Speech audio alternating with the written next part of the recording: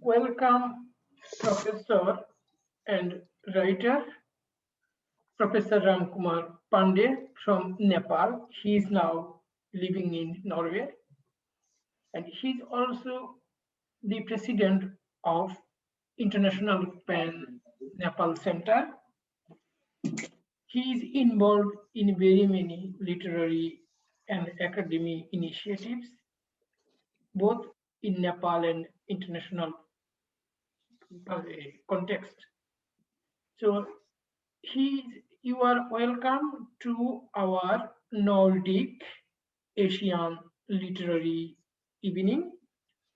Because of we had an ambition to do it physically in a place in Sweden. Because of Corona, we are doing it digitally. And we are doing it with the support of Swedish Academy and other partners. And my name is Anish Rahman. I am a Bengali Swedish poet working for Uppsala Center for Literature. We work very international context. And welcome, Kumar Panday. I have some questions in the beginning, very small. You are free to answer to questions, or if you don't want to, it's up to you.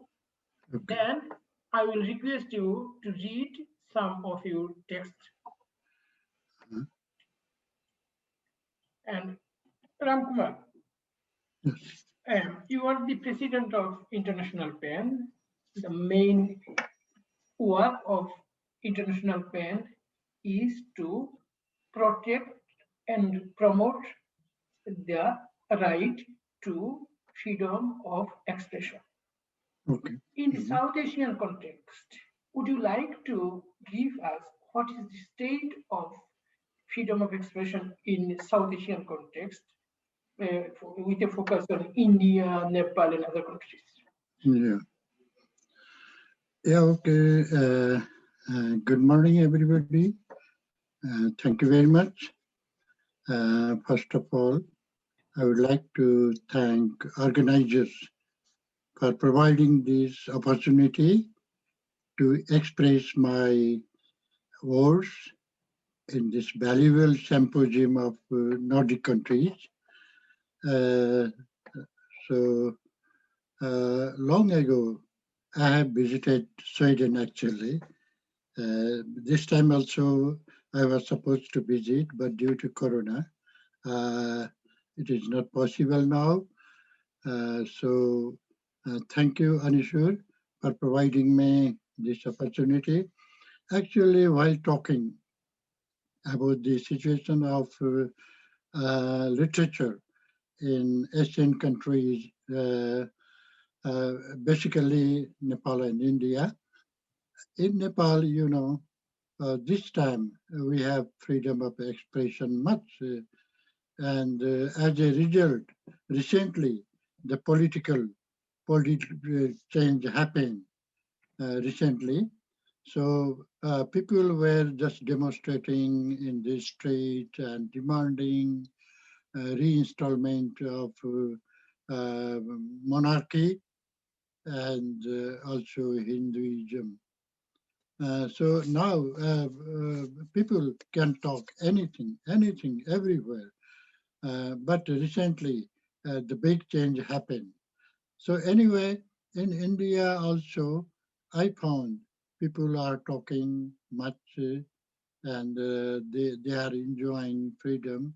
But sometimes it happens, the writers, basically, they just revolt against the existing government anywhere in Nepal and India also.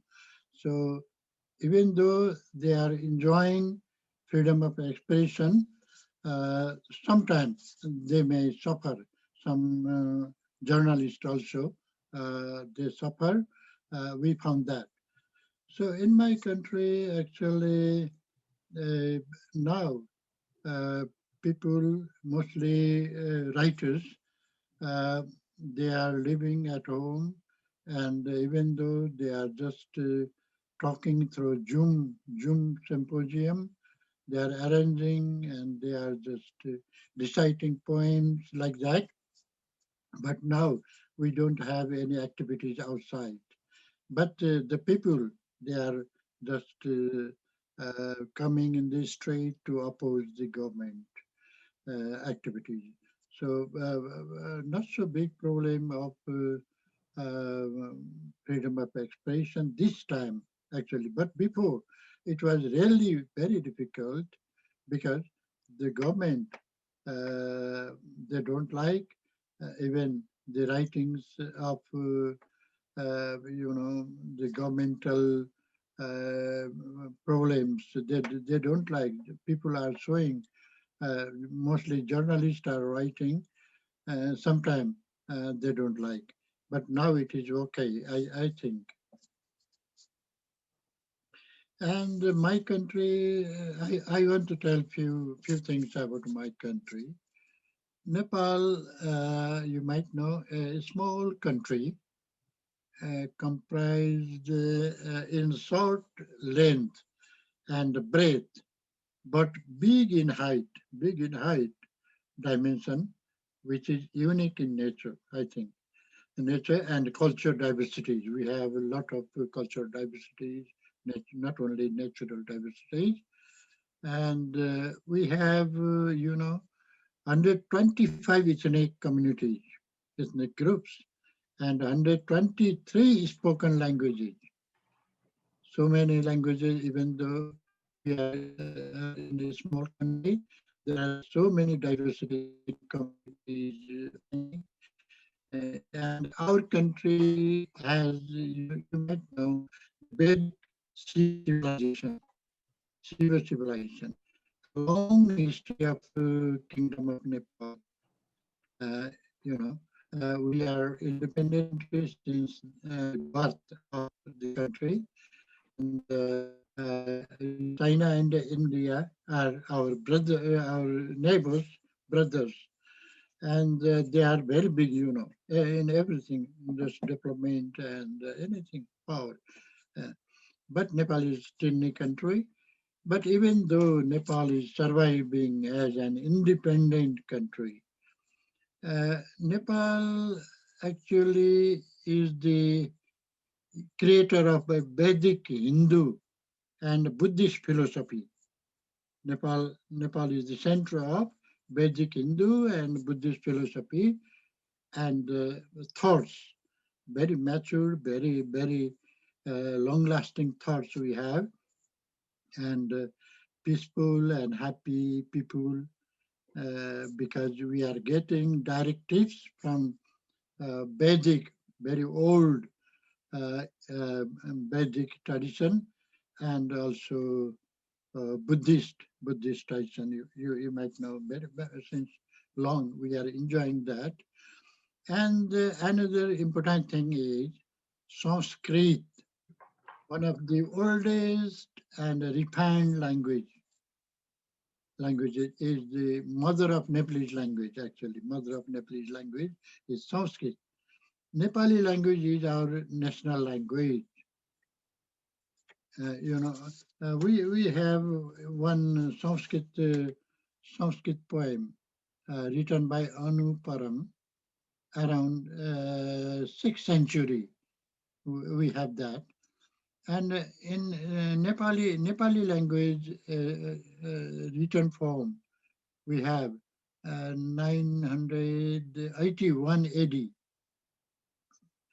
So, and as a lingua franca, Nepali language became most effective in producing literature.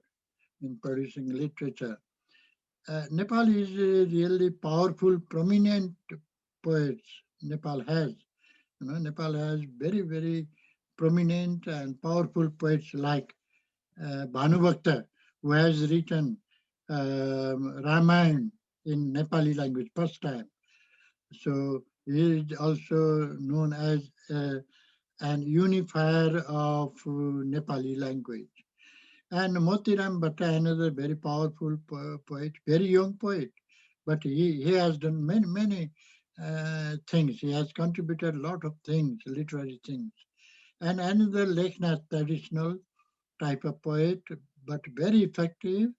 And Lachim Prasad Devkota, an epic poet, who is very famous, and his life is very interesting.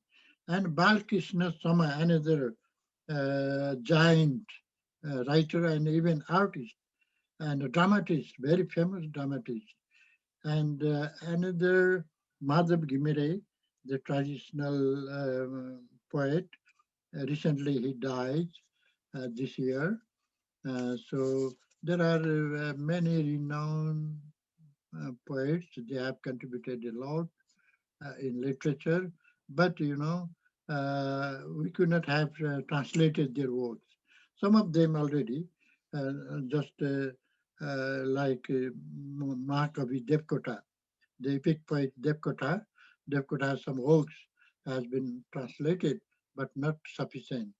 So we have poets of Sanskrit-based traditional, and who write prosodic poems, meter-based poems. And also they are becoming popular this time, modern Nepal also.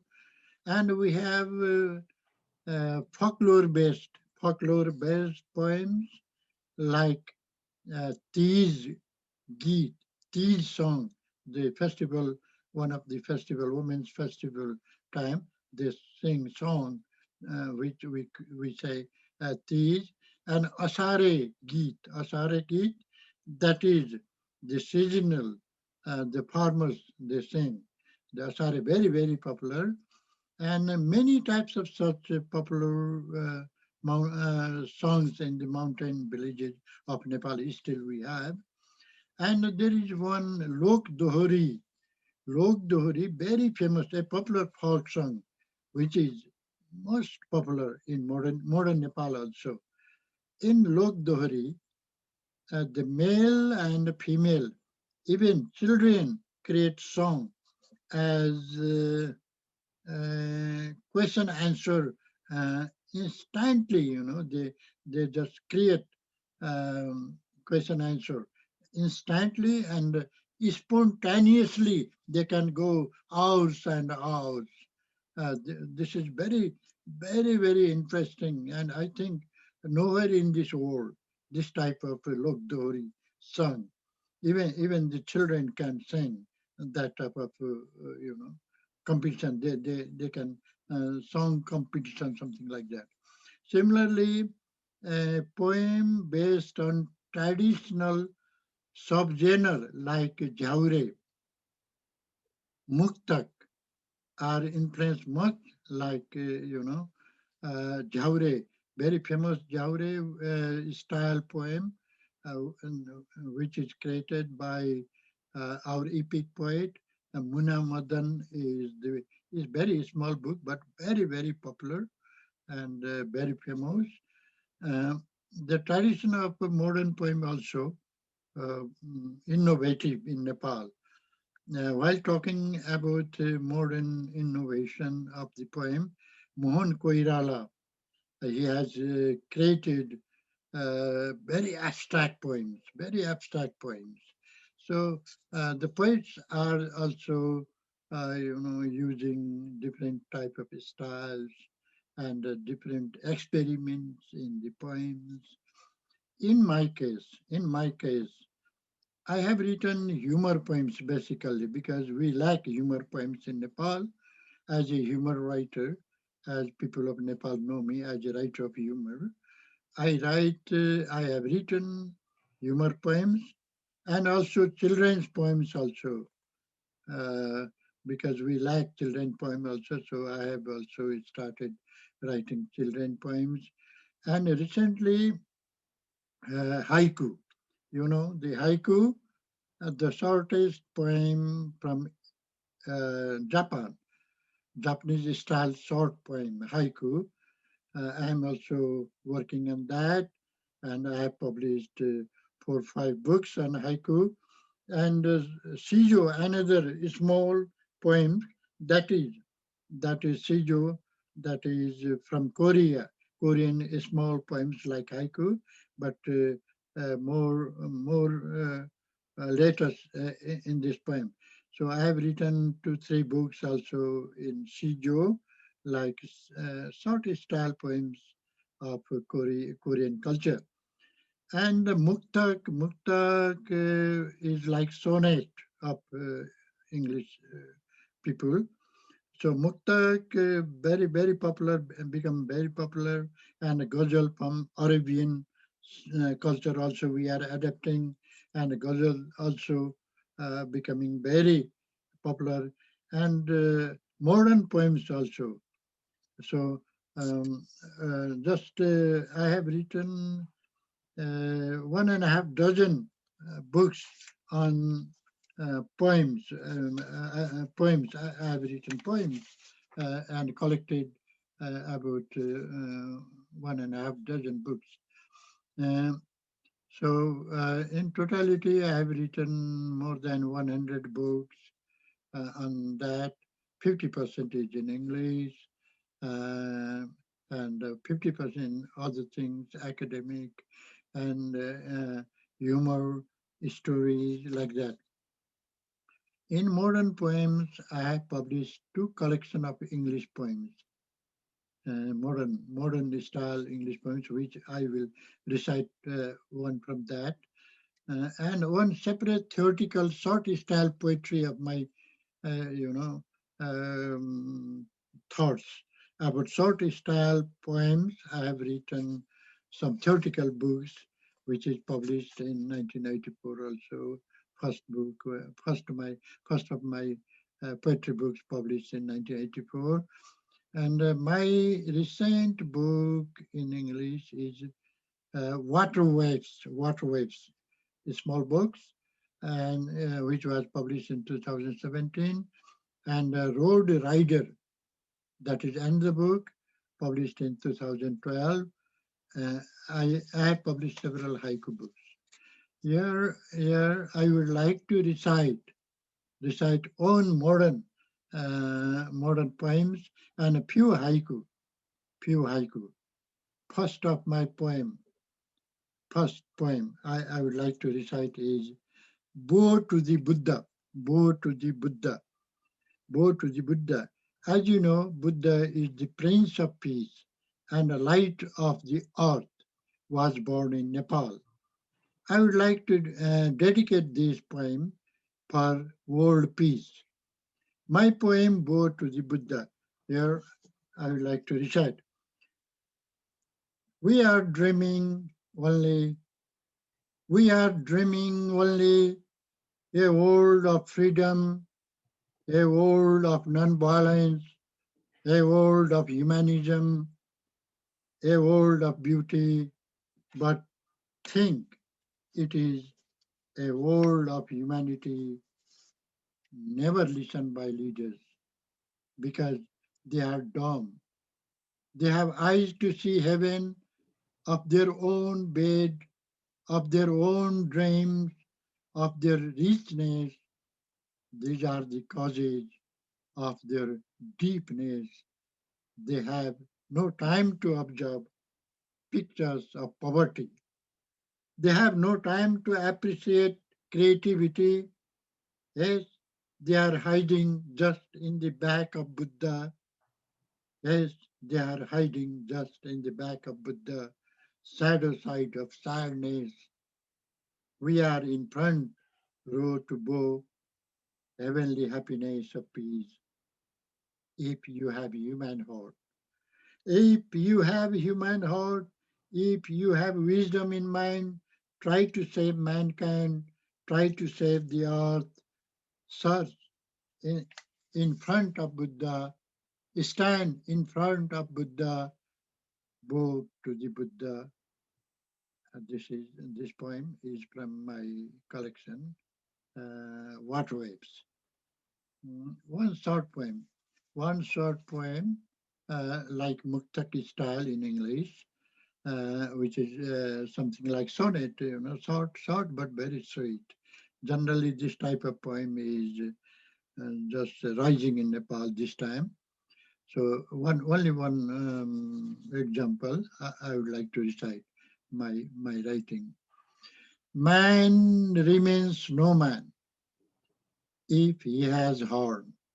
Man remains no man if he has horn. Man remains no man if as tail after born. No matter who pass and fail, real man possesses all except horn and tail. So this is my short muktak type, sonnet type poem. And these days, I am working to develop haiku in Nepal.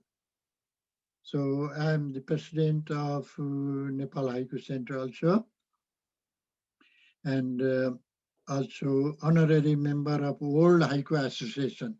Recently, the World Haiku Association just forwarded me, as a honorary member.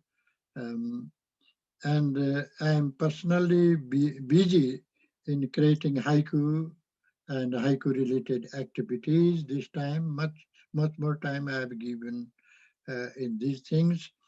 I have written thousands of haiku, both in Nepali and English.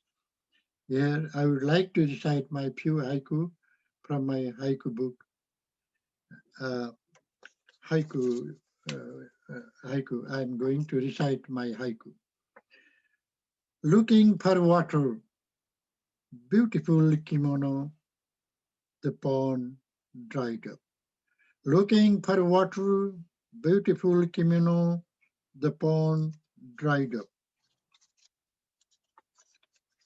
In a small string, a sparrow dances, the galaxy opens. In a small string, a sparrow dances, the galaxy opens. When I kissed, cried loudly a conch.